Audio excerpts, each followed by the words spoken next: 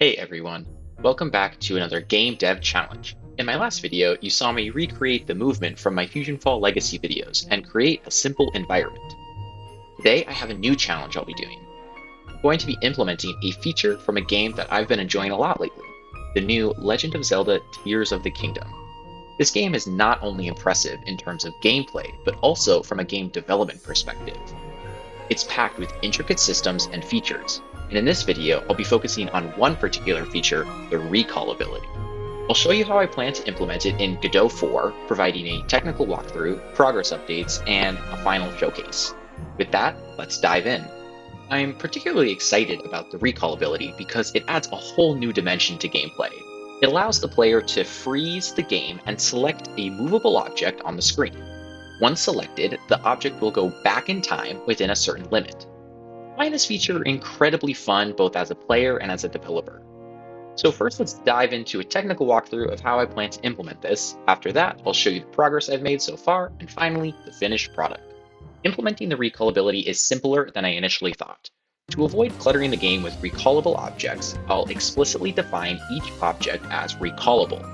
I'll attach a node to these objects that will sample their positions at regular intervals, let's say a tenth of a second. During recall, the node will tween the object back to its previous position using that sampled data. To manage this effectively, I'll use a first in, first out data structure, also known as a stack.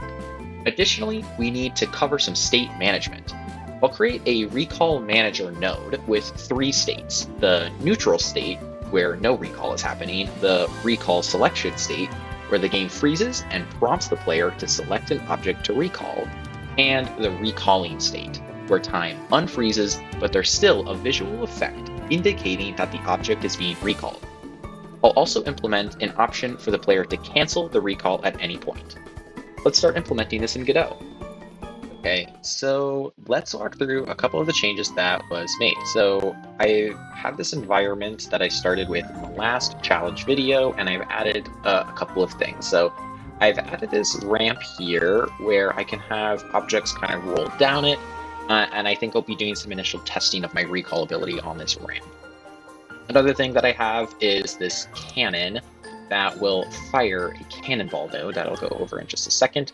And here we have a non-suspecting path, but what actually happens is there is a chunk of this path that, if you can kind of see this box here, there's a trigger, so that when this trigger gets entered, part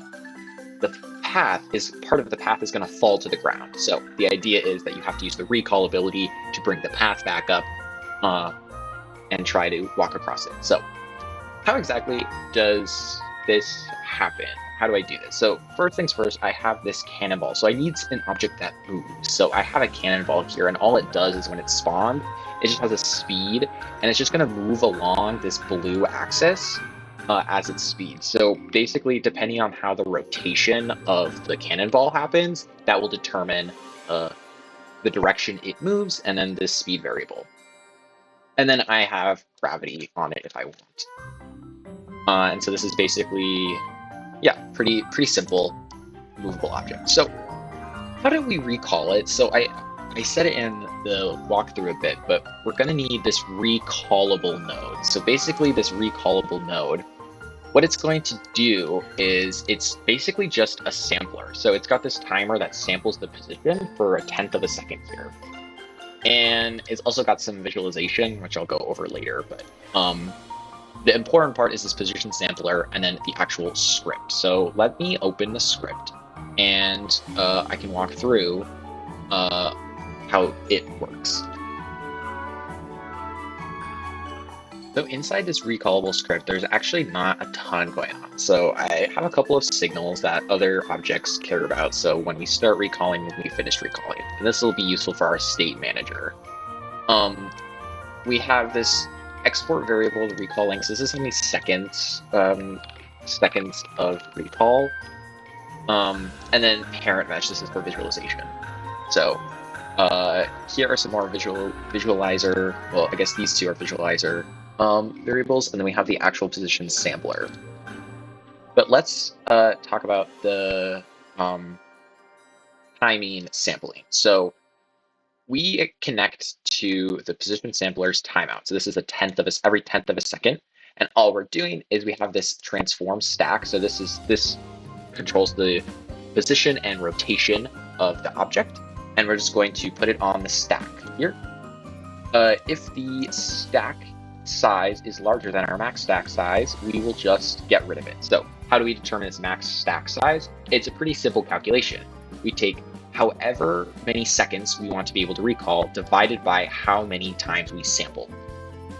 So the last thing I'll talk about before I show you is the recall function. This recall function is pretty simple. Basically, all it's saying is if we're not tweening or the tween is not currently valid, but we currently have positions that we could be recalling to, we're just going to start a tween, and then we're just going to tween the transform, which is the position and rotation of the object, and we're just going to transform it, or we're going to tween it back to the previous position. So it's transform stack index 0. This is the position that the object needs to go back to, and we're going to do it by that same timestamp that we sampled.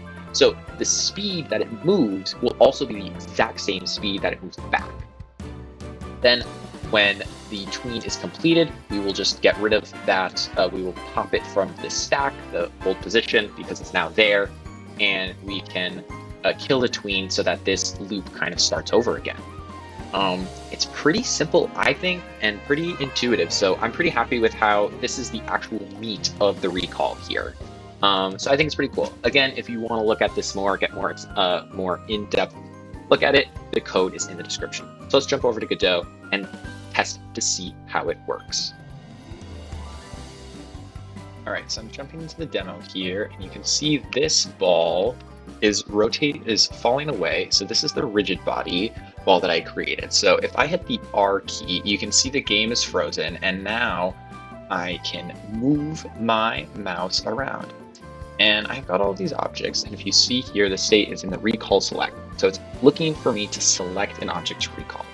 So if I go ahead and click on this ball, you will see that it is going to start recalling its way back up where it came. So it's going to go all the way up and then fall. So that was 5 seconds of recall, and I can actually just keep doing this forever. So I can keep clicking on it and recalling it back up.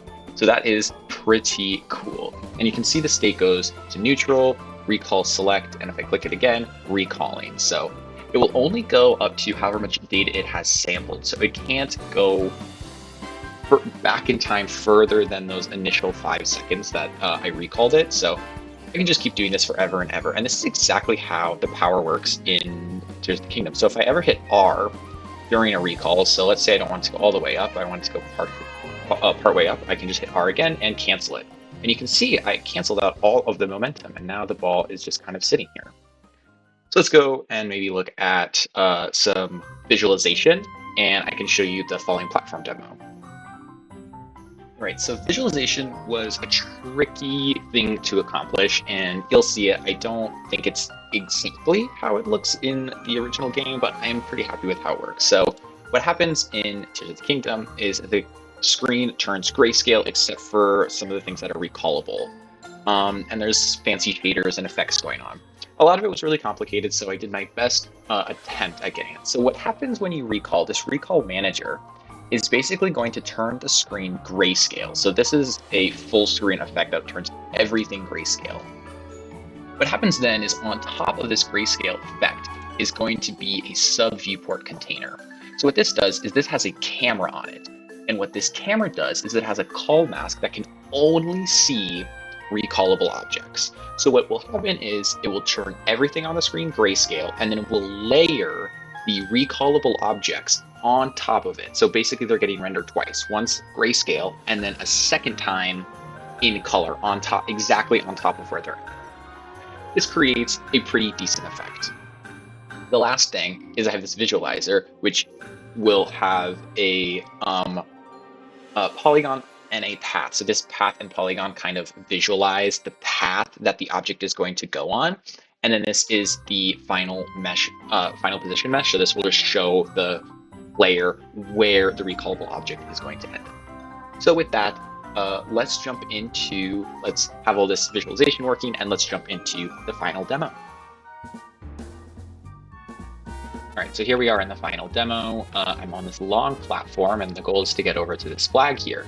But as I start walking, you'll see part of the platform is going to fall on me. So if I am walking towards the flag, we keep going. Oh, all of a sudden, this platform falls, and it's too big of a jump for me to make it.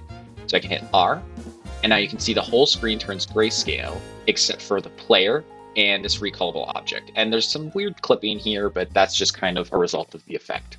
So if I hover over this this object, you can kind of see the path. So there's a line going on here, and you can see where the mesh is going to end up. So it's going to end up with this path being reconstructed as normal.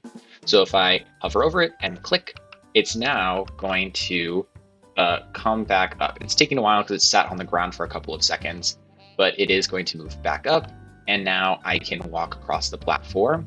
The visualization is all still showing up, and then at the end of it, it will turn off, go back to normal, and the platform falls again. Just like that. And now I can get to the flag.